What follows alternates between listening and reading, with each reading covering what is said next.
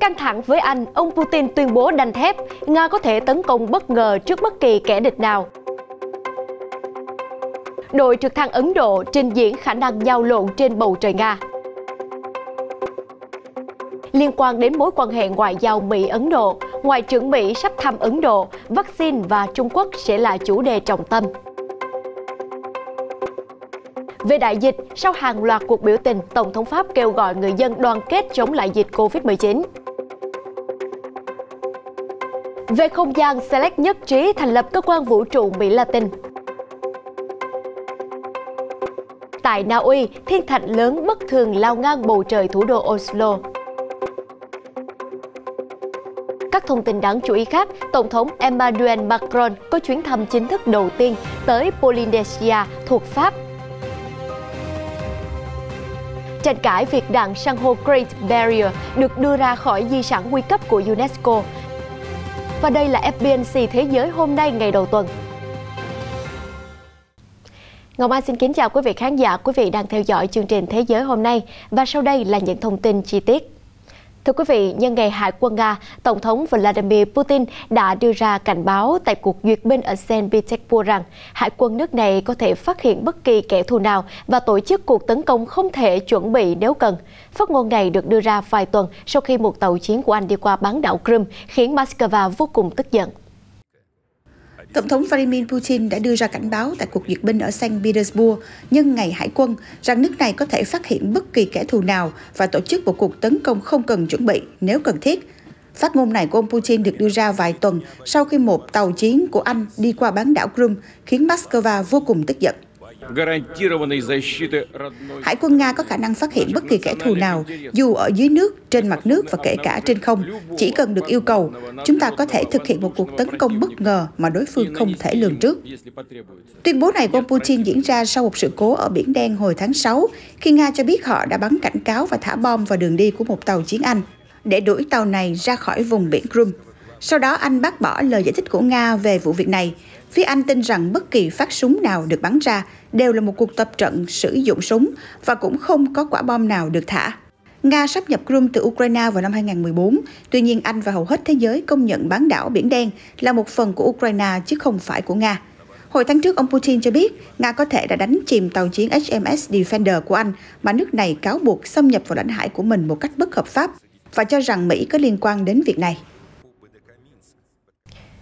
Đội trực thăng thuộc lực lượng không quân Ấn Độ Sarang đã có buổi trình diễn giao lộn trên không đầy ấn tượng trên bầu trời thủ đô Moscow, Nga, trong khuôn khổ triển lãm hàng không quốc tế MAKS 2021. Đây là lần đầu tiên Sarang có nghĩa là con công trong tiếng Anh đến Nga. Trong màn trình diễn của mình, đội Ấn Độ đã sử dụng 4 chiếc máy bay trực thăng hạng nhẹ tiên tiến Triumph được sản xuất trong nước và có vẻ ngoài trông như những chiếc lông công đầy sặc sỡ. Theo video được hãng tin Reuters đăng tải, nhiều người tham dự buổi triển lãm MAKS đã tỏ ra vô cùng thích thú trước hành trình trình diễn điêu luyện đến từ đội Ấn Độ. Triển lãm hàng không quốc tế MAKS 2021 được diễn ra vào cuối tuần qua từ ngày 20 tháng 7 đến ngày 25 tháng 7 tại thủ đô Moscow của Nga.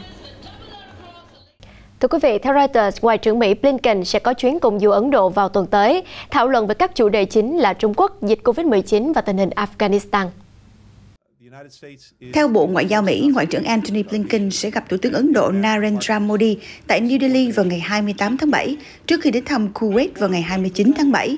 Ấn Độ là một phần quan trọng trong nỗ lực của Mỹ nhằm chống lại ảnh hưởng ngày càng tăng của Trung Quốc ở khu vực Ấn Độ Dương-Thái Bình Dương và các khu vực khác. Người phát ngôn Bộ Ngoại giao Mỹ Ned Price cho biết, ngoài vấn đề ứng phó với Covid-19, Ngoại trưởng Blinken sẽ tìm kiếm sự ủng hộ của Ấn Độ trong việc ổn định Afghanistan sau khi Mỹ hoàn thành việc rút quân vào cuối tháng 8.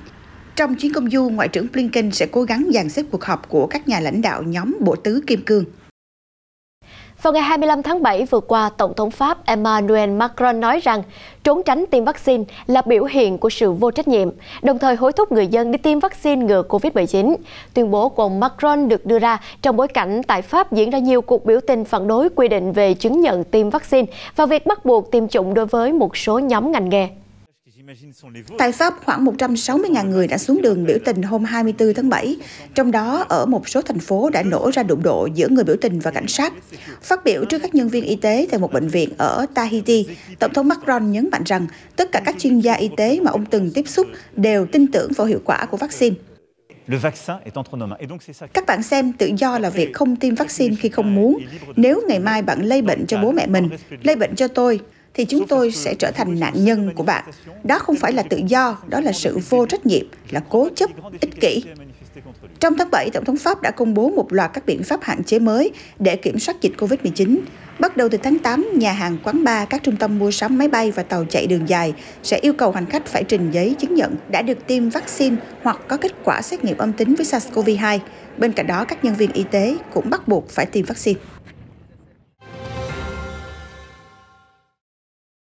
Vào ngày 25 tháng 7, trong cuộc họp bàn về cách thức ứng phó với dịch bệnh của chính quyền do Tổng thống Moon Jae-in chủ trì, giới chức Hàn Quốc thông báo sẽ áp dụng mức độ giãn cách xã hội cao thứ hai là cấp độ 3 ở ngoài khu vực thủ đô Seoul và vùng phụ cận, bắt đầu từ ngày 27 tháng 7. Động thái mới nhất nhằm ngăn chặn sự lây lan nhanh chóng của dịch COVID-19 ở các tỉnh thành vào cao điểm của kỳ nghỉ hè.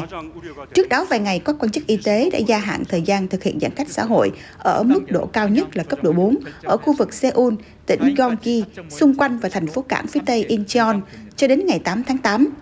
Tổng thống Moon Jae-in bày tỏ mối quan ngại lớn nhất hiện nay là dịch bệnh ở khu vực ngoài thủ đô, cho rằng giải pháp trên là bắt buộc và cần thiết để ngăn chặn dịch bệnh lây lan. Ở cấp độ 3, người dân chỉ được phép gặp mặt riêng tư tối đa 4 người và không được tụ tập trên 50 người.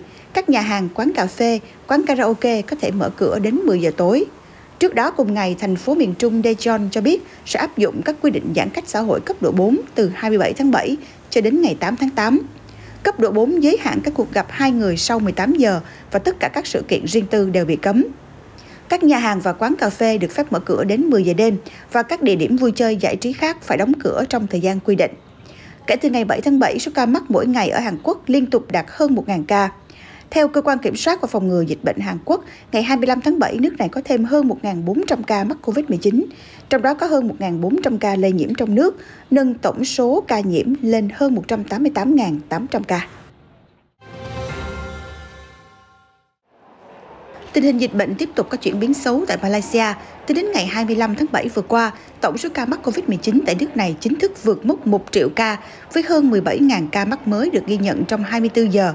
Trong báo cáo cùng ngày, Bộ Y tế Malaysia cho biết số ca mắc mới trong 24 giờ qua cũng là mức cao nhất kể từ khi dịch bệnh COVID-19 bùng phát tại nước này. Đây cũng là ngày thứ 13 liên tiếp Malaysia ghi nhận hơn 10.000 ca mắc mới mỗi ngày. Số ca nhiễm mới tập trung đông nhất tại bang Selangor là 8.500 ca, tiếp theo là lãnh thổ liên bang Kuala Lumpur với 2.045 và bang Kedah với 1.216 ca. Chuyển sang một số thông tin về không gian, vừa qua đại diện các quốc gia thuộc cộng đồng các quốc gia Mỹ Latin và Caribe CELAC đã ký hiệp định thành lập Cơ quan Vũ trụ Mỹ Latin ALCE chung của khu vực. Lễ ký hiệp định diễn ra trong khuôn khổ Hội nghị Ngoại trưởng CELAC tại Mexico. Sáng kiến này là một ưu tiên của Mexico khi giữ vị trí chủ tịch luân phiên của CELAC. Theo kế hoạch, sáng kiến sẽ được đưa ra thảo luận và cụ thể hóa tại Hội nghị thượng đỉnh CELAC dự kiến diễn ra vào ngày 18 tháng 9 tới. Các quan chức ngoại giao đánh giá việc thành lập ALCE sẽ cải thiện hệ thống viễn thông, giám sát môi trường, giao thông vận tải, dự báo thời tiết và y học từ xa của cả khu vực, qua đó tăng kết nối và hợp tác trên lĩnh vực khoa học và công nghệ. Cũng tại hội nghị lần này, các nhà ngoại giao của CELAC sẽ thảo luận về việc tiếp cận công bằng, vaccine ngừa COVID-19 và các cơ chế hợp tác để phục hồi kinh tế sau đại dịch. Qua đó đưa ra một quan điểm chung của khu vực trước hội nghị thượng đỉnh nhóm các nền kinh tế phát triển và mới nổi hàng đầu thế giới G20 sắp tới. Trong một thông báo của Liên minh châu Phi AU công bố vừa qua, Chủ tịch Ủy ban AU Faki Mahamat đã lại kêu gọi giải quyết hòa bình về vấn đề Israel-Palestine thông qua giải pháp hai nhà nước. Ông Mahamat nêu rõ con đường hướng tới hòa bình và ổn định lâu dài đòi hỏi tiến trình hòa bình, và những giải pháp không những phải chấp nhận được mà còn phải đảm bảo quyền lợi của tất cả các bên. Theo lãnh đạo này, AU, liên minh tồn tại gần 60 năm qua, đã rất rõ ràng trong quan điểm về vấn đề Israel-Palestine, một giải pháp hai nhà nước là cần thiết cho việc cùng tồn tại hòa bình. Chủ tịch Ủy ban AU đưa ra tuyên bố này trong cuộc gặp hôm 22 tháng 7 với đại sứ Israel tại Ethiopia, Ali Al-Masru. Trong cuộc họp, hai bên đã thảo luận về cuộc xung đột kéo dài đã lâu giữa Israel và Palestine.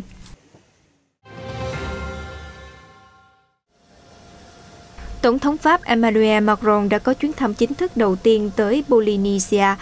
thuộc Pháp ở Thái Bình Dương vào Chủ nhật 25 tháng 7. Ông đã được Tổng thống Edouard Philippe chào đón và tặng vòng hoa trước khi xem các nghệ sĩ địa phương ca hát và nhảy múa. Sau đó, cả hai dự sẽ tham gia các cuộc hội đàm. Ông Macron dự kiến sẽ đề cập đến các chủ đề bao gồm an ninh hàng hải, sự nóng lên toàn cầu và cả di sản của các vụ thử hạt nhân. Trước khi đặt chân đến đây, ông Macron đã đến Nhật Bản để tham dự lễ khai mạc Thế vận hội Olympic Tokyo. Cũng liên quan đến Thế vận hội Olympic Tokyo, vào ngày Chủ nhật 25 tháng 7 vừa qua, Đức Giáo hoàng Francis đã chúc mừng khai mạc Thế vận hội Olympic Tokyo, chúc sức khỏe và bình an cho các nhà tổ chức, các vận động viên và tất cả những nhân viên tham gia vào sự kiện này. Trong thời đại đại dịch này, những giải đấu trong Olympic Tokyo là dấu hiệu của hy vọng, một dấu hiệu của tình bạn hữu trên khắp thế giới. Bên cạnh đó, ông cũng cầu nguyện cho các nạn nhân của trận mưa ngàn năm có một ở tỉnh Hà Nam Trung Quốc vừa qua.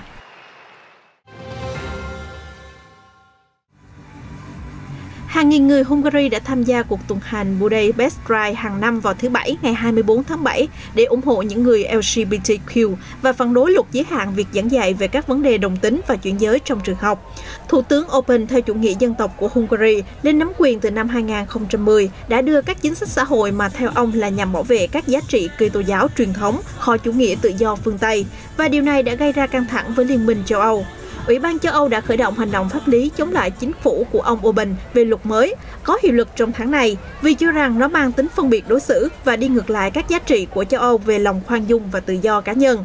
Hơn 40 đại sứ quán và các tổ chức văn hóa nước ngoài tại Hungary đã ra tuyên bố ủng hộ cuộc tuần hành Budapest Pride.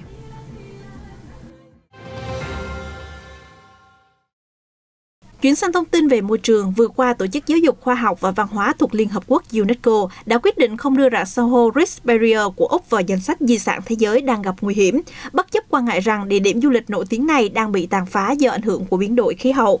Các đại biểu kêu gọi Úc thường xuyên báo cáo công tác bảo tồn Great Barrier, đồng thời đề nghị UNESCO cử một nhóm chuyên gia tới đánh giá triển vọng phục hồi của rạn san hô lớn nhất thế giới này. Bộ trưởng Môi trường Úc bà Susan Lee đã hoan nghênh việc các đại biểu tham dự cuộc họp, ghi nhận nỗ lực của nước này trong việc bảo vệ rạn san hô Great Barrier. Tháng trước, UNESCO đã khuyến nghị hạ cấp danh hiệu di sản thế giới đối với rạn san hô này do địa điểm đang bị hủy hoại nhanh do biến đổi khí hậu. Tuy nhiên, khuyến nghị này đã nhanh chóng bị chính phủ Úc phản đối mạnh mẽ, cho rằng đề xuất của UNESCO sẽ tác động tiêu cực tới ngành du lịch nước này. Trải dài khoảng 2.400 km ngoài khơi bờ biển bang Queensland, Great Barrier là quần thể san hô lớn nhất thế giới, mỗi năm thu về khoảng 4,8 tỷ đô la cho ngành du lịch Úc trước khi đại dịch Covid-19 bùng phát. Tuy nhiên, quần thể san hô này đang bị tàn phá nặng nề do ảnh hưởng của biến đổi khí hậu. Theo các nhà khoa học, các mức nhiệt cao kỷ lục gây ra các đợt tẩy trắng san hô vào năm 2016 và 2017 đã làm suy yếu san hô nhỏ và san hô trưởng thành ở thời kỳ sinh sản. Điều này có nghĩa là khả năng phục hồi của san hô sau các đợt tẩy trắng hàng loạt đã bị tổn thương. Một trận bão cát lớn đã bất ngờ càn quét khu vực phía tây bắc huyện Đôn Hoàng, nơi có hang động Mongol cổ đại thuộc tỉnh Cam Túc, Trung Quốc, vào khoảng 15 giờ ngày hôm qua, 25 tháng 7 theo giờ địa phương. Giới chức địa phương cho biết bức tường thành cát bụi này cao tới hàng trăm mét và nhấn chìm cả tuyến đường cao tốc chỉ trong vài phút. Bên cạnh đó, nó còn biến bầu trời thành màu vàng và làm giảm tầm nhìn xuống dưới 5 mét. Lực lượng cảnh sát giao thông đã được điều động đến các cửa thu phí để kiểm soát và hướng dẫn các phương tiện bị mắc kẹt rời khỏi cao tốc đến khu vực an toàn.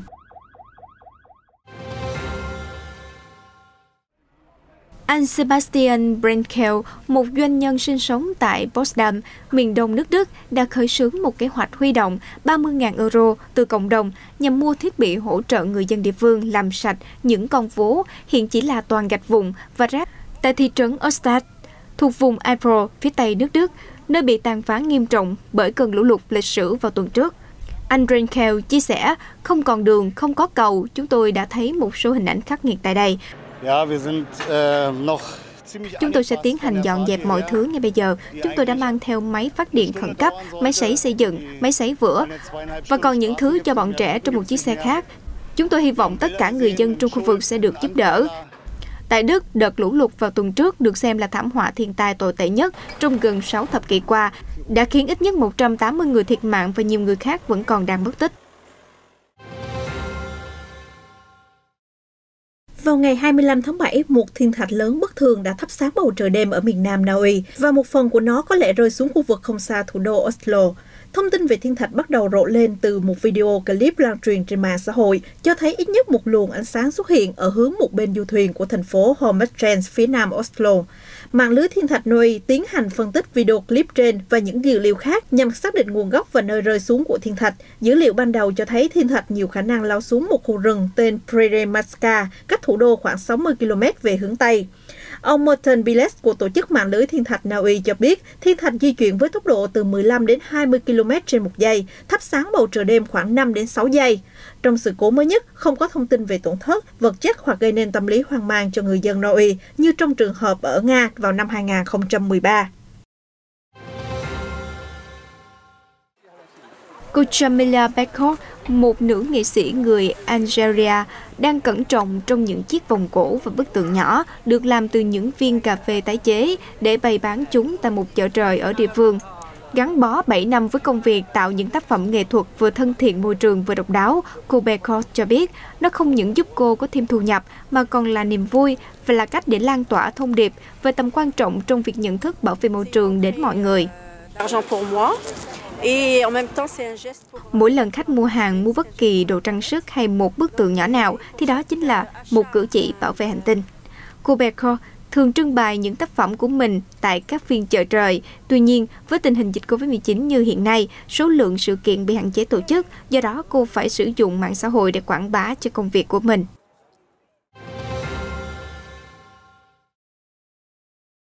Tại Thổ Nhĩ Kỳ vừa qua, cô Merve Gulas Allen, vận động viên nhảy dù quốc gia đã phá kỷ lục cự ly của phụ nữ sau khi nhảy dù từ độ cao 272,5 km.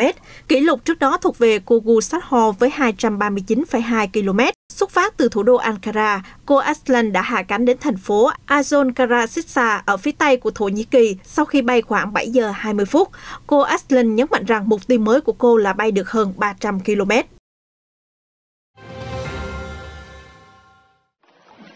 Theo truyền thông địa phương đưa tin, chú các voi con lạc mẹ và bị mắc cạn ở vùng biển New Zealand vào 2 tuần trước đã gục ngã trong cuộc chiến sinh tồn, bất chấp những nỗ lực chăm sóc và tìm kiếm cá voi mẹ của các nhà bảo tồn môi trường.